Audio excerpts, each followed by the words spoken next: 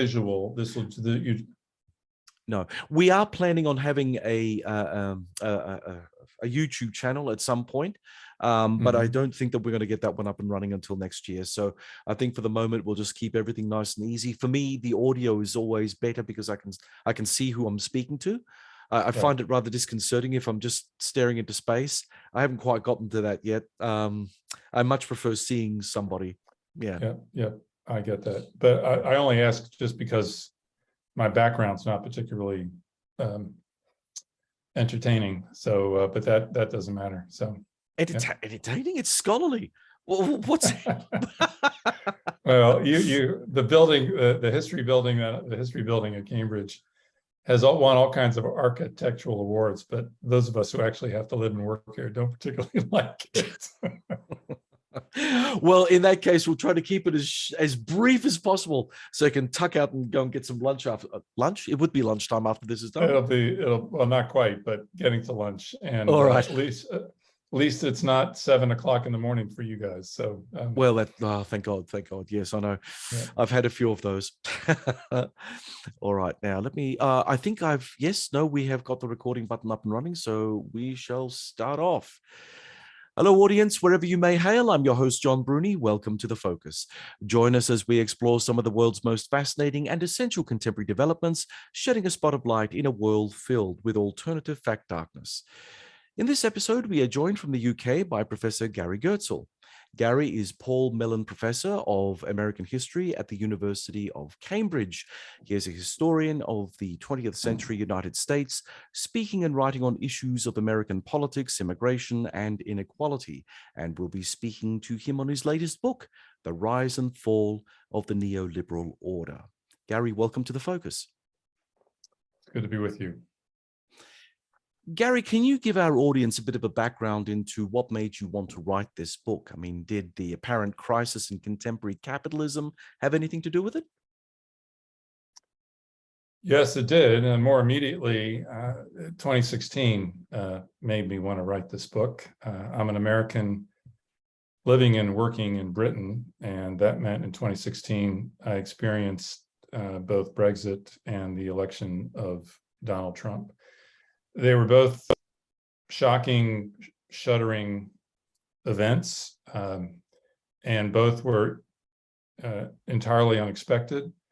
And two things that had been unimaginable, I would say, in the 1990s, Britain leaving the EU, the United States electing someone like Donald Trump. Suddenly they had happened. And that made me feel as though something profound was going on, that the tectonic plates of global political economy were shifting. And I decided to write this book to make sense, or to try and make sense of that, not just the current moment, but the whole era that I felt was coming crashing down. I should add that a long time ago, I edited a book called The Rise and Fall of the New Deal Order, about politics and society and political economy in America from 1930 to 1980.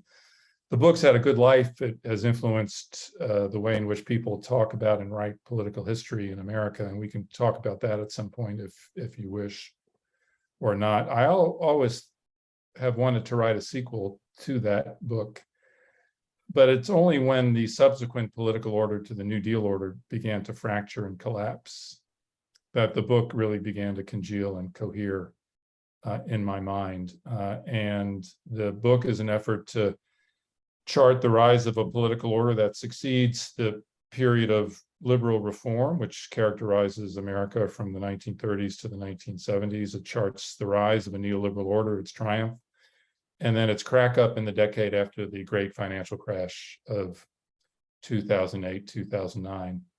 It's been an intensely powerful project for me to work on, because I care about the two societies being convulsed in very profound ways, and they were convulsing my own life.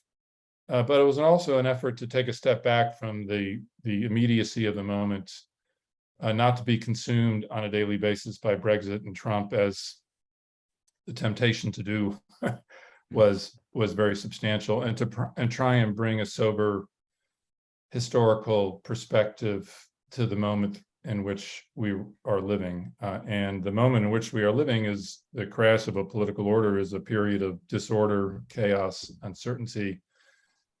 In some ways an interesting time, but also a scary time for a lot of people who have to live through it. And so this was my effort to make sense of what I regard as a profound transition inflection point in American history and in world history. So the book became a kind of mission to make sense of the world that I had grown up in and grown old in. There we are.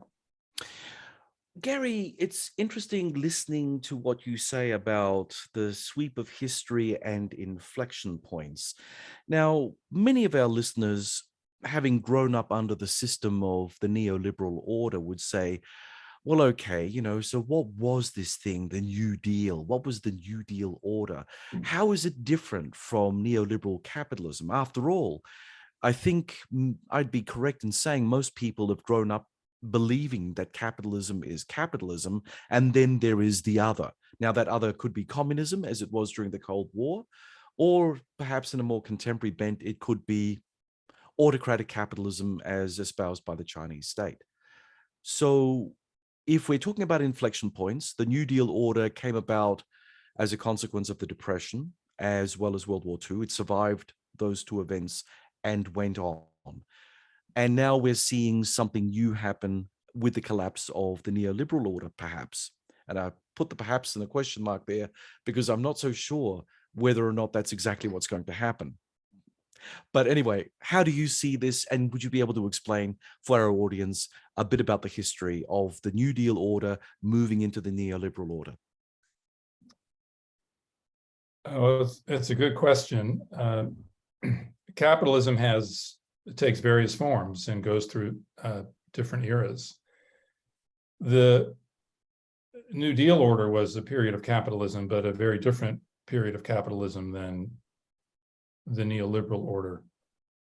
You're right, the New Deal order in America was associated with the election of Franklin Roosevelt to the presidency in 1932. It was a moment of great economic crisis.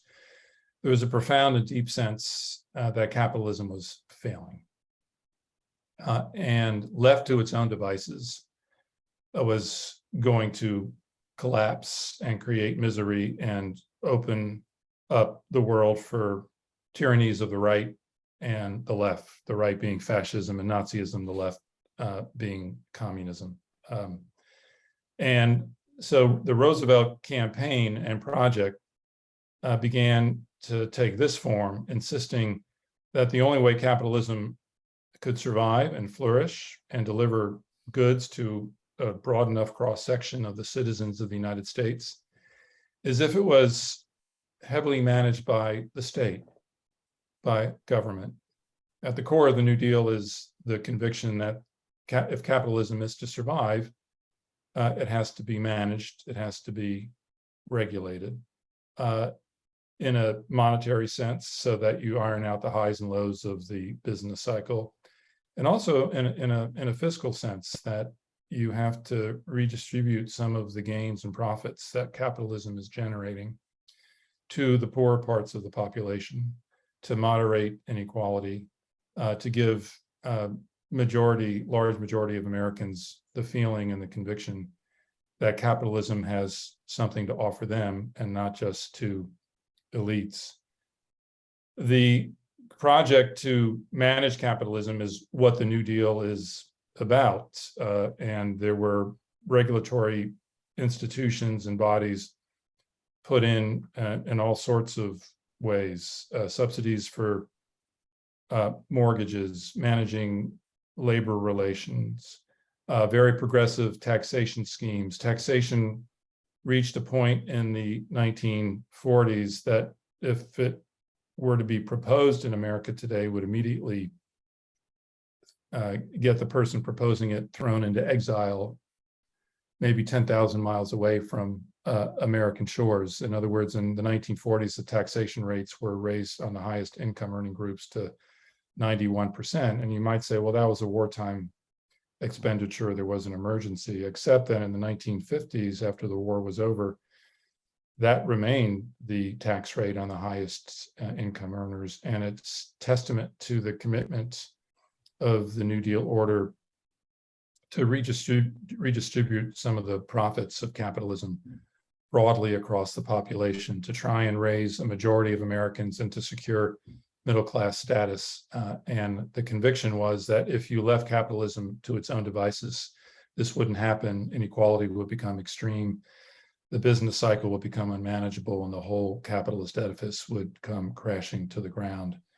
And the New Deal succeeded in this. It moderated inequality. Some economists refer to the period from the 1940s to the 1970s as the Great Compression, the period of time when the inequality was less than in any other part of the 20th century. Whole sections of the American population were lifted through these state interventions into the middle class. It became a good period of time for tens of millions of Americans. And so that, in that respect, the New Deal delivered on its promise. The neoliberal order takes the opposite stance. It takes the stance that the only healthy capitalism is the capitalism released from the heavy shackles of government and the state, and you've got to free up the market to do its wizardry. That states can't manage the economy nearly as well as millions of individuals and thousands of corporations making individual decisions on the basis of free market economics, and that America had become stagnant, that the powers of capitalism had been undercut or too restrained, that a period of innovation and disruption and creativity in the market and in the economy had to be unleashed. And the only way to do that was to shrink the government, in the words of one neoliberal, to the point where we can strangle it in a bathtub. This was part of the neoliberal motto. Well, they never succeeded in reducing the size of government to the point where it could be strangled into in a bathtub. But the deregulatory mission of neoliberalism was felt in sector after sector of the economy, shrinking the welfare states, eliminating the regulation of Wall Street,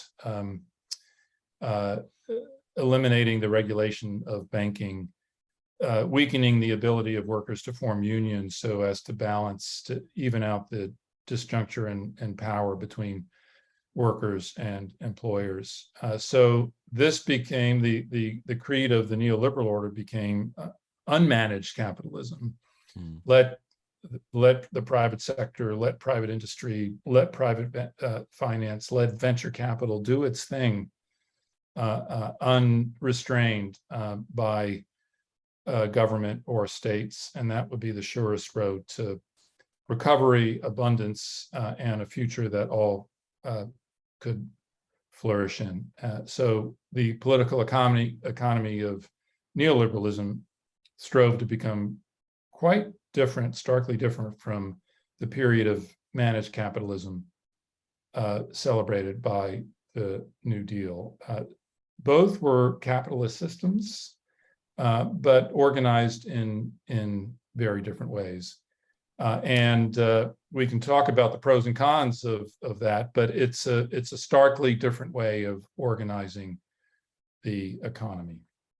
Interesting. You have to admit, though, that in the lead up to the New Deal order, there was a lot of disruptive organizational internecine violence that led up to it. I mean, it wasn't a peaceful progression from one form of capitalism that could be considered robber baron capitalism on the other side of the New Deal order.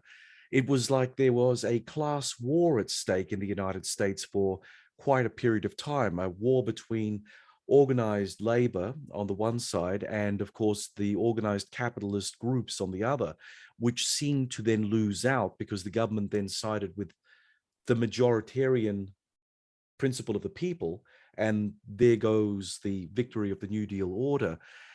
The neoliberal order, on the other hand, seems that the robber barons have all come back again, and this time with a vengeance, and they will never take the power away from us ever again. You know, we are now in control, and we will never relinquish control, and we will bribe governments, and whatever, to ensure that we can stay where we are.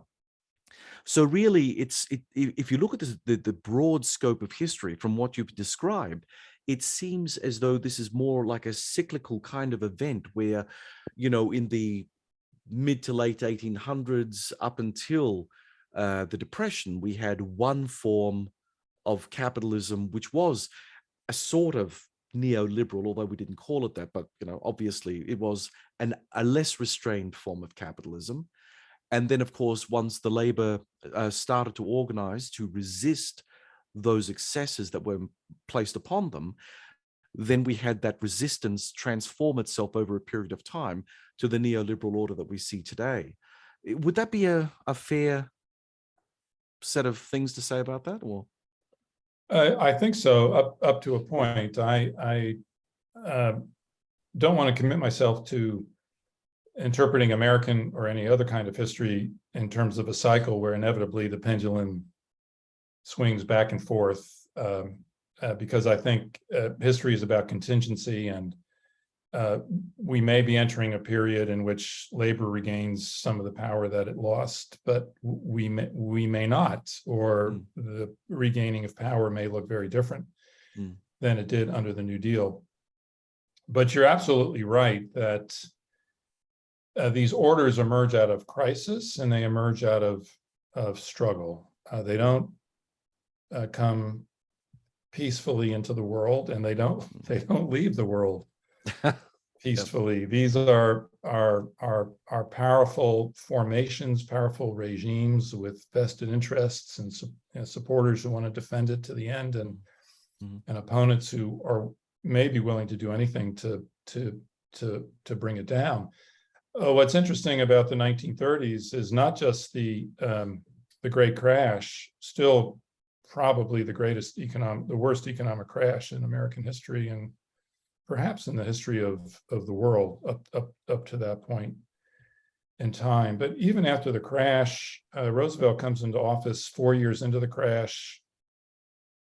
He's more pro-worker, more pro-labor than his predecessor, Herbert Hoover, a Republican. But he's also suspicious of labor. It's not clear how far he wants to go in terms of regulating the economy and a working class interest or labor's interest or the popular interest. And it's only after labor uprisings become quite severe in 1934 and 1935 that Roosevelt decides that if he's going to be reelected, he has to turn left. He has to address the labor unrest, the labor turbulence, because he feels there may be a revolutionary situation taking shape in the United States, and it might turn on him, even though he was a very popular president. It might turn on him as well. So the turn toward the left and the turn toward the New Deal that is going to endure with a much heavier set of regulatory agencies and had existed during Roosevelt's first term. He puts these in place at the end of his first term, and they really come to characterize the second and third terms in office. The New Deal that we remember is from the late 30s and early 40s, and it's a product of the labor uprising, which was central to politics in the 1930s. And without that labor uprising, it's not at all clear that Roosevelt would have turned left in the way that he did, and it's not at all clear that the New Deal that we remember as a New Deal would have had much of a life. So this is quite central to that story of the 1930s. And there was another element to this, and here, this is where we have to be careful about not simply thinking in terms of cycles. There was the communist threat out there, and the Soviet Union in the 1930s was doing better economically than many Western countries, including the United States. And they could make a plausible claim that the future of the working man lay with communism or some other form of socialism, rather than a milquetoast version of social democracy embodied by the New Deal. That would be a leftist opinion of what the New Deal was. And there was a theory of communism which turned out to be wrong, but was deeply believed, and that was the theory of totalitarianism, that this was a new kind of dictatorship, a new kind of tyranny, in the world, and it had tools of media unavailable to earlier dictatorships and mechanisms of control. So if it was to be established, it could never be overthrown. And you had it forever. Yeah. Can you hear me? Oh, no. I'm sorry. I just got interrupted by another call. So. Oh, that's okay. No, I didn't hear it. I didn't No, hear no, that, but I heard you. You disappeared on the screen, so you're back Oh, now. So no yeah. one's supposed to be calling me at this moment. So I hope we don't have further interruption there. I will ignore it and continue talking to you. But the communist threat was a real one, and it inclined politicians and political elites to compromise with labor and other popular forces in society in a manner that may not have occurred absent that threat. There were communists in the United States. They were not a majority, they were a minority. But the prestige of communism in the world, of global communism, was such in the 1930s and 40s that everyone in the world had to take cognizance of it, either as a promise or a threat. And part of the argument in my book, part of what makes the New Deal, is it compels economic elites and political elites to compromise in ways they had not been willing to do with labor and popular forces in American society. And this is part of what gives the New Deal a long life. And part of what is going to bring the New Deal to an end is that economic elites, political groups of political leaders in the US no longer fear communism the way they once did. And so if we look at the current moment, if we ask what is going to come out of this moment, there is a lot of popular unrest now. There is in the United States, there is a reborn labor movement bidding for members and power and influence. But one of the questions is, and this is why we can't assume that we're just moving in cycles, what is going to give that movement the kind of lift and the kind of power that the communist threat once gave it? In other words, what's going to incline elites to compromise today in ways they were willing to do in the 1930s? What's going to take the plate? Communism is not coming back. Authoritarianism may come back, and fascism of the right may come back. I don't think communism is going to come back. What will be the force that will persuade economic elites in the United States and elsewhere to compromise the way they did in the 1930s and 40s? I can frame the question, but I can't answer it because it's not clear to me what that force will be. Well, Gary, I mean, I suppose a betting man would probably say that the emphasis on the China threat can give one the external stimulus, and China is different historically because it is a communist system. It's actually just an autocracy. It practices capitalism, but it's a sort of capitalism that stands in stark contrast to the capitalism, even the neoliberal form of capitalism that the United States puts forward as its model, its preferred model. So really, you could say that is probably the thing that might be driving events from an external perspective. But I think that in the United States, especially now, where people have been saying that they have never seen America so internally divided in their lifetime, the internal dynamics are going to force upon the system something that may very well be unexpected. I'm not so sure that the Chinese threat stands up. It's not the same sort of threat that the Soviet Union once posed to the world and to capitalism, but it is a sort of threat. Maybe it's a stalking horse. I don't, I'm just putting it out there. Your thoughts? Well, I think the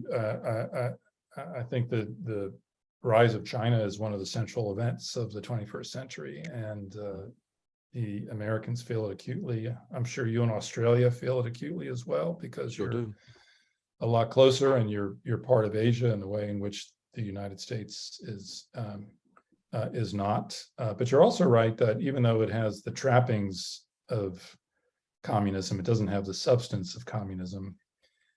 And it does not have what the Soviet Union had, or what communism under Mao had, which was to spread the communist gospel to every part of the world, right? To implant the communist gospel, not just in Russia and China, but in Australia, throughout Asia, throughout Africa, throughout Western Europe, and into America.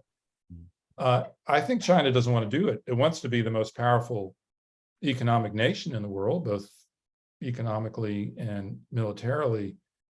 But when industrialists in America and banks in America and other members of the financial elite, does China scare them the way that the Soviet Union scared them in the 1930s and 40s? I actually don't think it does. I think there's going to be a temptation to think they are capitalist at the end of the day. They will want to do business with us. They're not going to cut off their a third or a half of the world, as the Soviet Union was trying to do during its heyday, from capitalist penetration. We can strike a deal. So I don't think it's going to have the same impact that communism, when communism was communism, had on the world. I don't think that's going to happen. But you're right. We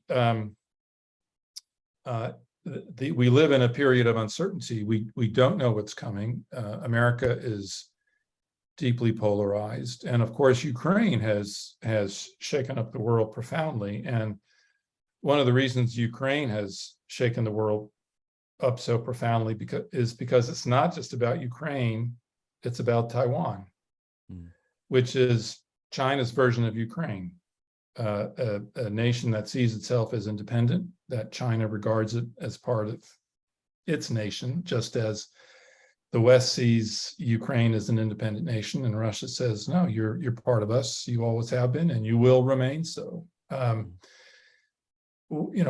What I think China is going to be more reluctant to invade Taiwan than it was before the Ukraine crisis. But what if it does invade, and what if it does try and take it over?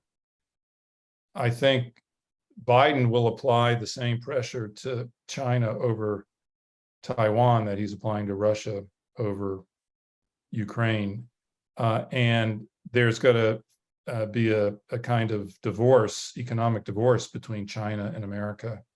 And there's going to be an effort to rethink. This is already underway on the part of a lot of corporations. It used to be scour the world. I mean, if you were a head of a major corporation, your attitude was scour the world for the raw materials that we can get the cheapest, find a place where we can manufacture it for the lowest cost. Doesn't matter if it's 5,000 or 10,000 miles away.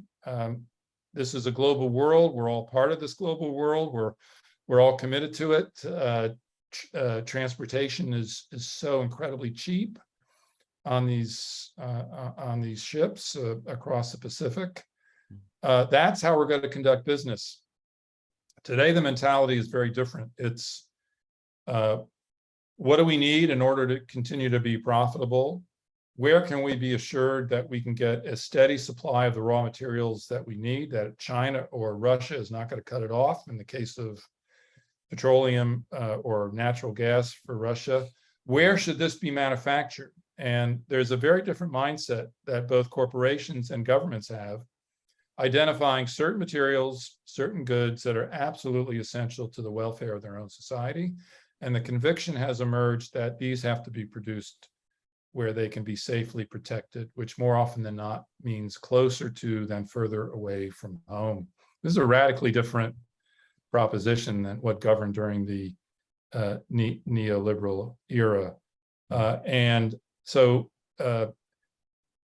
private corporations are beginning to think differently. Governments are now beginning to develop industrial strategies to manage the economy for the sake of national security. So markets now become a matter of national security, access to them, protection of them. And so this is going to require the kind of industrial policy, both on the part of private corporations and governments, that was anathema during the heyday of the neoliberal era. In other words, the world is beginning to prepare for a possible divorce from China. And this is already having market effects on how people see the world and their sense of their nation's relationship to it. And this is going to impact the internal politics of nations. It's so interesting in America, for all the divisiveness that Trump unleashed, Biden is keeping a lot of the tariffs in China in place. He's keeping Trump's emphasis on manufacturing in America and not manufacturing abroad in place. There is a continuity there.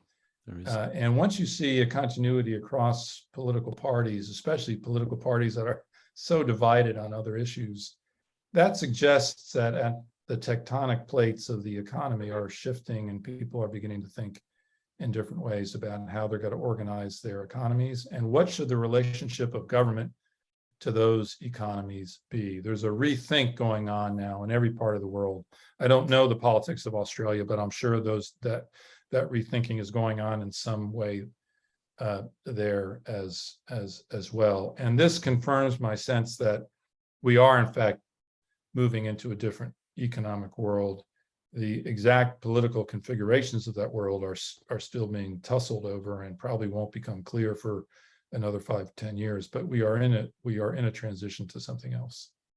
You know, when we talk about inflection points, one thing that keeps on coming up in my discussions with people on geopolitics is this American analyst called Peter Zion. And, you know, he's raised a number of very interesting propositions, although they are based in fact, so you can't dismiss them at all, actually. One of which, of course, is the fact that the world is going through a depopulation.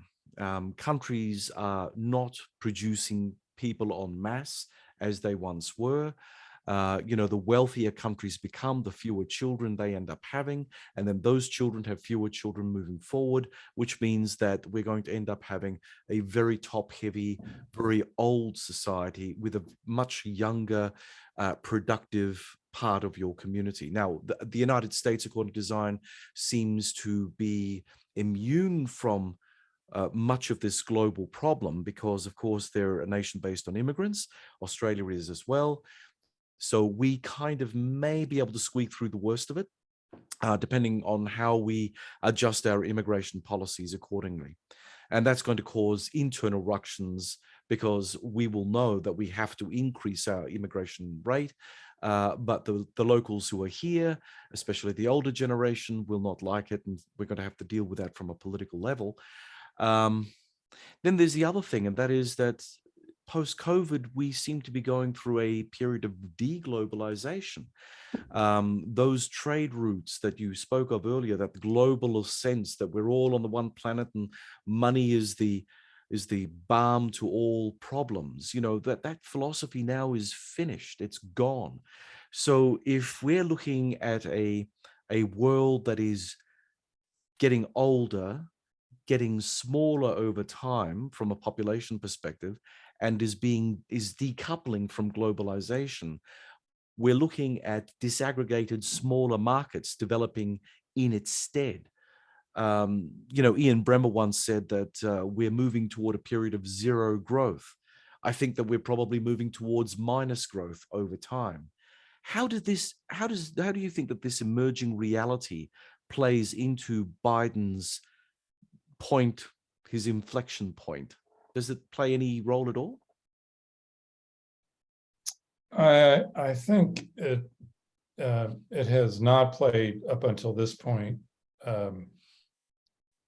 a large role in his politics and his political programs, although the forces that you identify are profoundly affecting America, you know, maybe less so than other countries that see themselves less as immigration destination countries, but still powerfully influencing America. I think the one element of Biden's program that might be relevant to this is his emphasis on generating welfare more for children and generating more welfare for young people who are suffering from colossal amounts of university debt, which is a big problem. They borrowed enormous amounts of money to go to university, which in America is very expensive. In other words, there's an awareness that a disproportionate amount of welfare goes to the seniors, and there's less and less left for young people. And the society has to begin to shift and think more about the needs of the young, and not simply continue to privilege the needs of the old. And so one of the manifestations of the scenario that you outlined is it's going to intensify the generational struggle in every country, because welfare states were built to give people who were retiring 10 years of support, and then they would die. And now they retire, they live 25 or 30 years, and it's a set of actuarial tables that no one prepared for. And as the pie shrinks, the issue is going to be raised: how much should be going to the old portion of the population, and how much should be going to the young part of the population? So we're going to see an intensification of this struggle. And one of the manifestations of that struggle is there is a perception in country after country. I don't know whether this is Australia, it's certainly true of Britain and true of America, of great divide and of opportunities between those who are college educated and those who are not. And a big part of Trump's base in America is the non-college educated, and a big part of the Brexit base in Britain are the non-college educated. And their perception that even within the ranks of the young, whatever privileges there are going to the university educated. And there's a whole lot of other people who don't have university educations,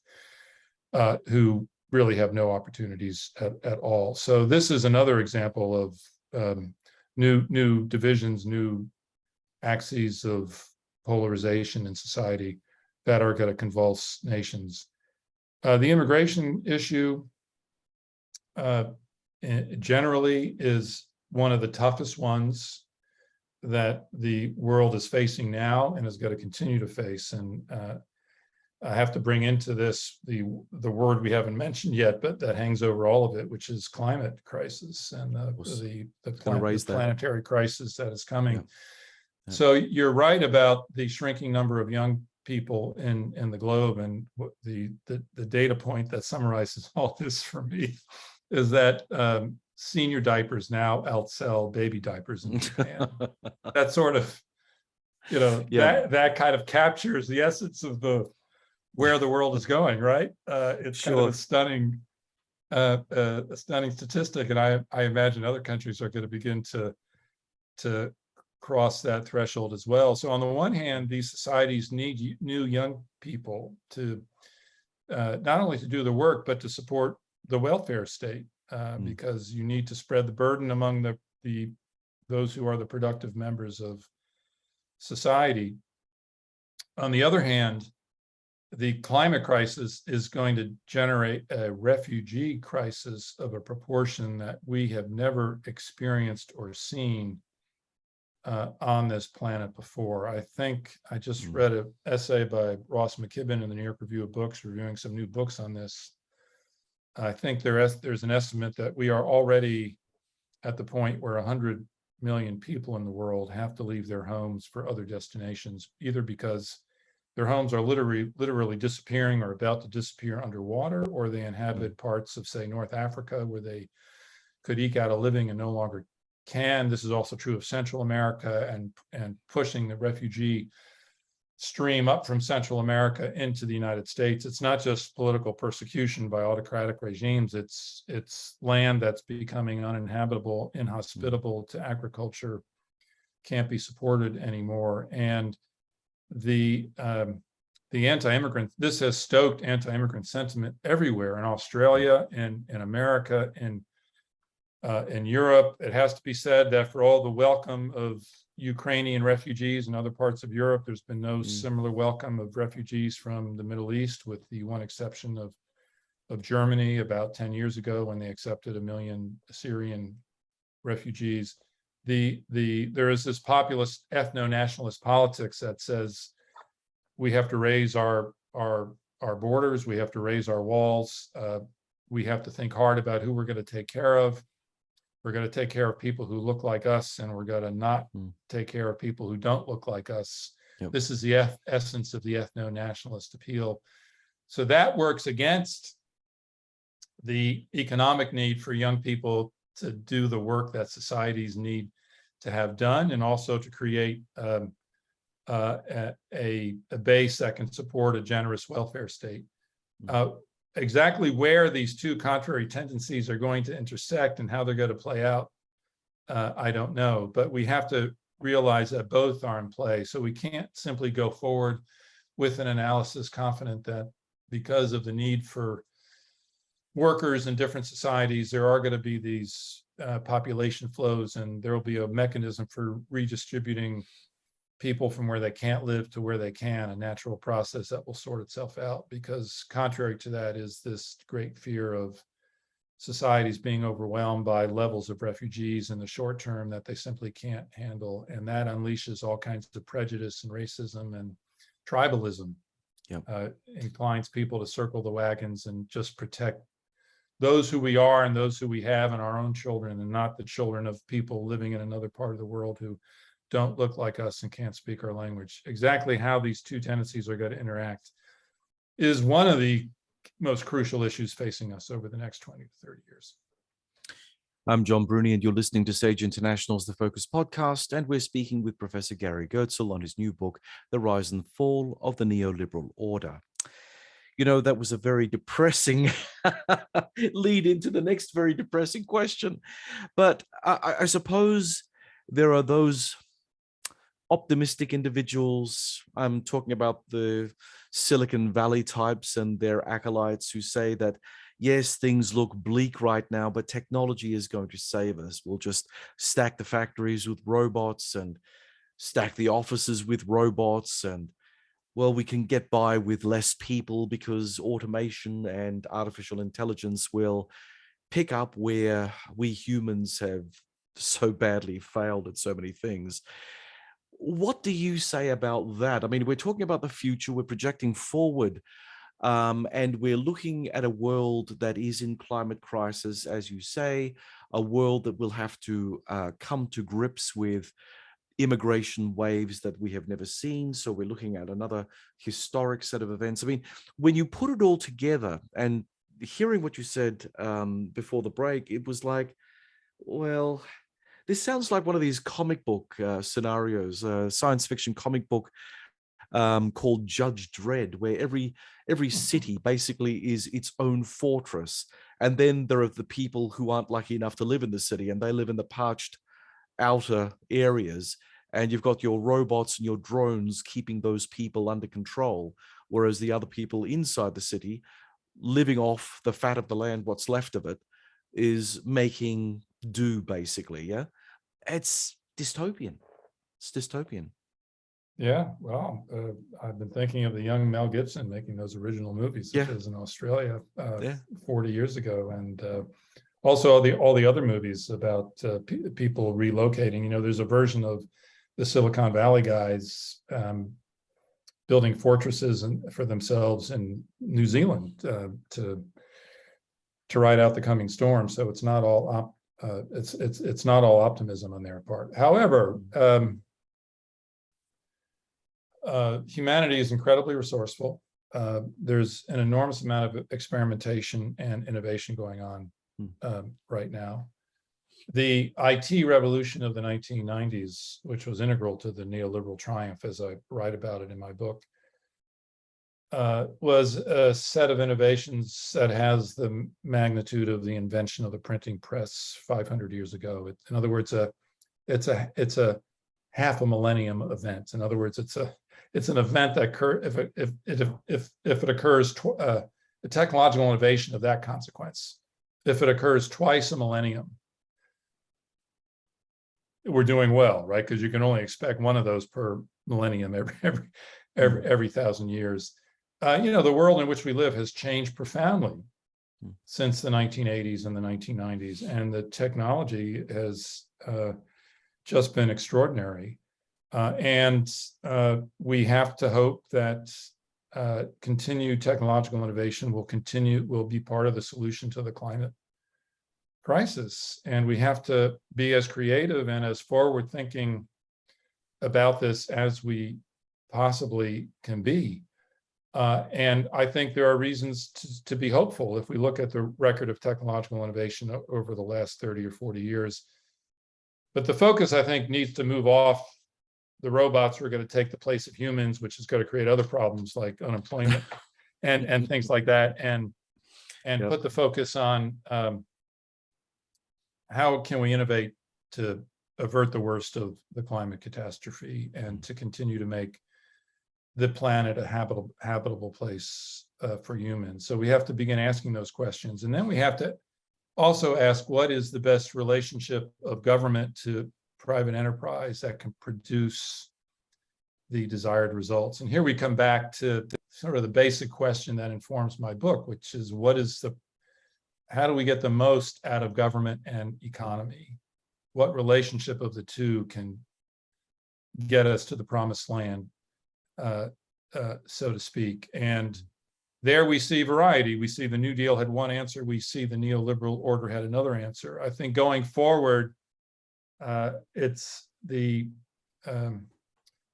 path forward, I think, is going to need to look more like the New Deal than neoliberalism, arranging some kind of relationship between government and economy that can be productive at a very high level of the kinds of innovations that we need to capture carbon and to make places livable that are currently unlivable. This should be in the forefront of everyone's mind and every country. And it should not be thought about simply in technological terms. It has to be thought about in terms of political economy. One thinks of the commitment America made during the Cold War to research and development that became the basis and provided the foundation that allowed private enterprise to do what it did in Silicon Valley in the 1980s and 1990s. We probably need another initiative of that magnitude and that scope. But I want to take the not just emphasize the technological part of it, but politically and economically, how do societies gear up for this? And we've got to thrust those issues into the forefront. I met with someone who's in the hedge fund business and finance yesterday, and he's got connections to Stanford. And he said, the next generation of financial engineers is being trained and turned out there, but he said it's not enough. These people don't know anything beyond financial engineering. You need to have a bigger grasp of political economy and history, and that's what he was talking to me about and wanting to learn more about. So I think we have to frame them in these terms and understand that these are political questions of the utmost importance about how we're going to direct our economies in the private sector and innovation and science, so as to get to where we need to be. And being an American and someone very interested in the politics of America, it's been very hard to watch the reluctance of the Republican Party to really embrace this issue, because of course the climate crisis knows no political divide. It's enveloping us all. The climate crisis doesn't. I have a sister-in-law with a home in Florida that just got partially destroyed by the Hurricane Ian that just tore through that state and affected many people. When the fires and hurricanes come, and you're dealing with fires and other things in Australia, they don't ask, what political party do you belong to? They affect everyone's home, property, livelihoods, children, grandchildren. They affect us all. So hopefully we can get to a better place of planning for this than we have until now. And of course, then the big question is, how do you plan this politically beyond the nation state itself, since this is a genuinely global issue and crisis, and we do not have international political institutions that work the way our national legislatures work, that can deliver what we need. How do we establish or encourage institutions of international governance to develop so we can do this and address this question? Yes, indeed. And I think that's probably the hardest thing, because of course, we are going through a bit of a crisis, not just in terms of our national politics, but also our transnational politics. I mean, the United Nations has never looked as useless in its history as it does now. It's almost an irrelevance. the other thing too is the European Union, for all the, well, it's terrible that the Brits got out of it. It's weakened the European Union. It's weakened Britain. It's impoverished the British people, and it probably sets Britain up for a fall. But the EU isn't a done thing. It's an experiment that has its own internal problems, which may not see it through over the next 10, 15 years as these challenges to the order, as we've been discussing, wash up on their shores. It looks quite fragile and brittle, shall I say, in its own way. But okay, so in terms of neoliberals, though, I mean, I think that one of the things that I could say, just as a casual observation, is that neoliberalism was responsible for shackling young people in terms of, you made the point, they can't afford their own education because they're saddled with all this private tuition fees that they keep on paying for the next generation or two because they've just racked all that debt up. You also have housing, which is unaffordable because the older people have been investing in housing, so it's made it very unreachable for even the most industrious young couple to get a home, to start a family.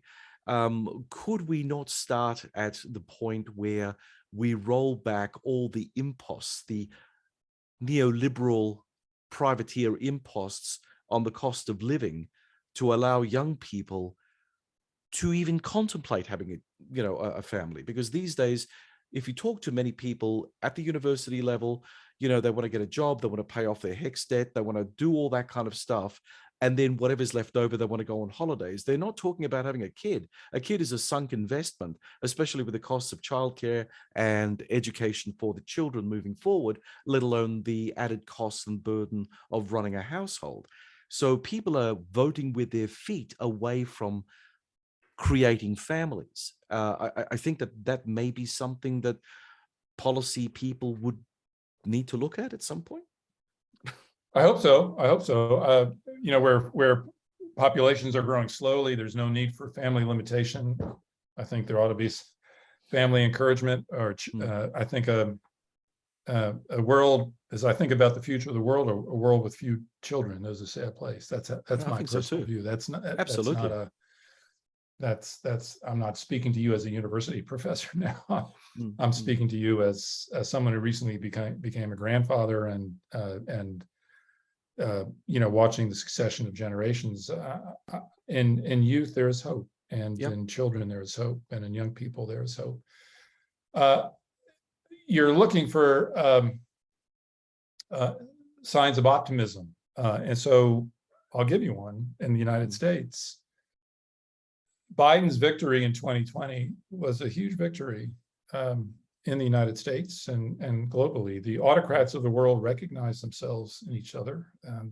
They're not going to be good buddies, but they know that they have common interests. So Trump and Putin and Bolsonaro and Duarte in the Philippines and Erdogan in Turkey and Modi in India. So to see Trump defeated on a big global stage was a big victory, and the magnitude of the democratic mobilization required in the United States for people to take their country back and also ensure the continuance of democracy in the United States was a major victory. Also, the Biden administration, when it came into office, was open to the left in ways that prior Democratic administrations had not been for many, many years. So the out of the crisis, coming out of the financial crisis of 2008, 2009, a significant left in American society was reborn, symbolized by Bernie Sanders' rise out of nowhere to become a leading contender for the presidency. He didn't get it, but he shook up democratic politics in America in a profound way. And when Biden was elected, there were all kinds of conversations between the Sanders people and the Biden people, and they put together a program that was a compromise between the center and the left of the Democratic Party. And historically, the Democratic Party has been strongest when there's been this kind of dialogue between the center and left of the Democratic Party. They don't have to love each other. They just have to find a way to work together productively, and where the Democratic Party and a kind of social democracy has made the most advances in the United States, it's been when the left and the center of the Democratic Party have been in this kind of dialogue. It was true of the progressive era in the first 2 decades of the 20th century. It was true in the 1930s and 40s. It was true in the 1960s. It was not true of the Clinton years, and it was not true of the Obama years, but it's true again. So there's a tremendous amount of ferment and thinking, and this left that has been reborn has tremendous support from young people of a variety of races and colors, and has given them a kind of hope in the future of America. Now, how has Biden done? Well, he's got really no majority in the Senate, and it's hard to be a transformative president when you've got no majority in the Senate. It looked great last September, and then it looked terrible last January and February, and now it doesn't look so bad again. He's made progress on a number of fronts. The Republicans have hurt themselves in a variety of ways on cultural issues.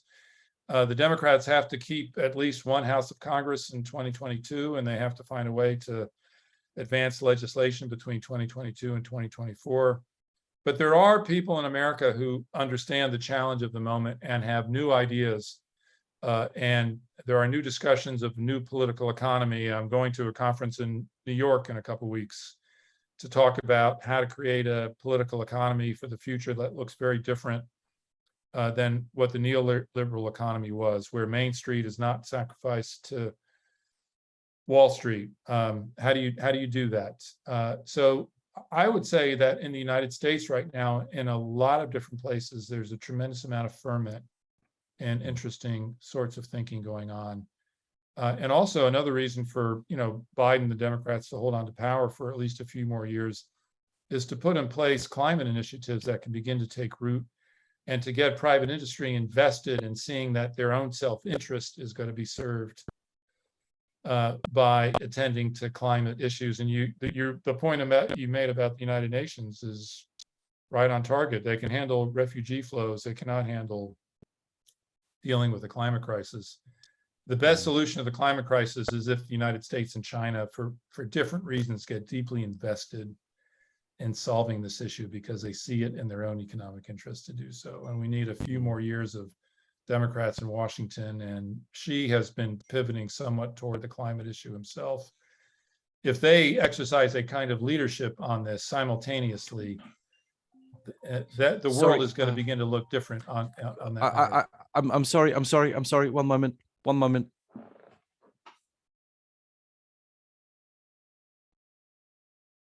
Okay, sorry about that. I had a call come through. I don't know. I've got all my things slaved away. Where'd you lose that? No, hang on. Gabby, I'm on a podcast now. Let me finish it off, please. Okay. Okay. Have another crisis to attend to, but sorry about that. All right. That's what happens when you have young children. Always a crisis. Hey, I love children. I love children interrupting, and people should. The audience will be richer for having heard this interruption. So I consider it a benefit, a plus, not a minus. Thank you. All right. So we were talking about the Biden presidency, and we were talking about the fact that he's not doing too badly now, and hopefully this is going to bode well for the future. Him being able to sort of make sure that the great industrialists who run the United States will be able to see their survival in group terms as opposed to sort of narrow base terms. So basically you think that this is some cause for optimism, yeah? Yeah, and more generally, there's a tremendous amount of ferment and new thinking going on in the United States right now. Most of it not visible yet, but I know it, I see it, I'm involved in some of these conversations myself. And a lot of young people are deeply invested in this. And you marry that to some of the technological thinking going on with regard to the climate. And so, yes, I think there are reasons to be hopeful. Now, the peril in the US is that where this thinking is going on, it has to get some political traction and some political stability, and the Democrats need a few more years in office to make sure that some of the initiatives they have underway take root, and so that by the time the Republicans come back into office, as they will at some point, enough of the private economy is invested in what we might call a climate turn or a green turn, so that it then becomes part of the calculations that private industry makes and that the Republican Party can support. So, these are still green shoots coming up, and they still need time for their roots to sink deeper and become durable and become an enduring part of the soil landscape. So they can be crushed, but I think there is reason to be hopeful that that new kinds of thinking are going to give way to new kinds of politics, that there are progressive options that are real in the United States that are advancing. So that is a reason to be optimistic. It doesn't mean that this group is going to win. I think the Trump forces are still strong. The appeal of ethno-nationalism is very strong. And in that group, there's a tendency to bury their heads about the climate crisis. But the United States is in a lot of ferment right now. It's not just turmoil, it's ferment. It's, the vinegar in various places is being turned into wine that we will want to drink. Okay, well, anyway, on that positive note, Gary, thank you very much for sharing your insights on the focus. My pleasure. Thank you very much for having me. It's been very good talking with you. Paul Mellon, Professor of American History at the University of Cambridge, Professor Gary Gerstle. If you would like to know more about this fascinating topic, I highly recommend you buy Gary's book. I cannot believe this. I'm not going to finish this off, am I? Why? What happened? One moment. The phone. Gabriella? Gabby? I'm on the podcast, please. Stop now. All right. Let's see if I can do this one again. I'm so sorry. I'm so sorry. No, it's a late don't night. worry It's about going to it. get later. Don't worry about it. All right. Okay. Paul Mellon, Professor of American History at the University of Cambridge, Professor Gary Gerstle. If you would like to know more about this fascinating topic, I highly recommend you buy Gary's book, The Rise and Fall of the Neoliberal Order, available at all good bookstores or online purveyors of the written word. That's it for this episode. We hope that you enjoyed the show. My thanks to our guest Gary Gerstle and producers Neil Smart and Malcolm Hughes. Thanks also to the Ozcast Network.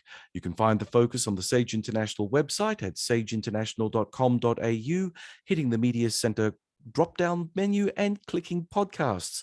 The focus can also be heard on the Ozcast Network, iTunes, Spotify, Stitcher, TuneIn, Audible, and iHeartRadio. So if you like what you've heard, please like and review us on your favorite podcast platform.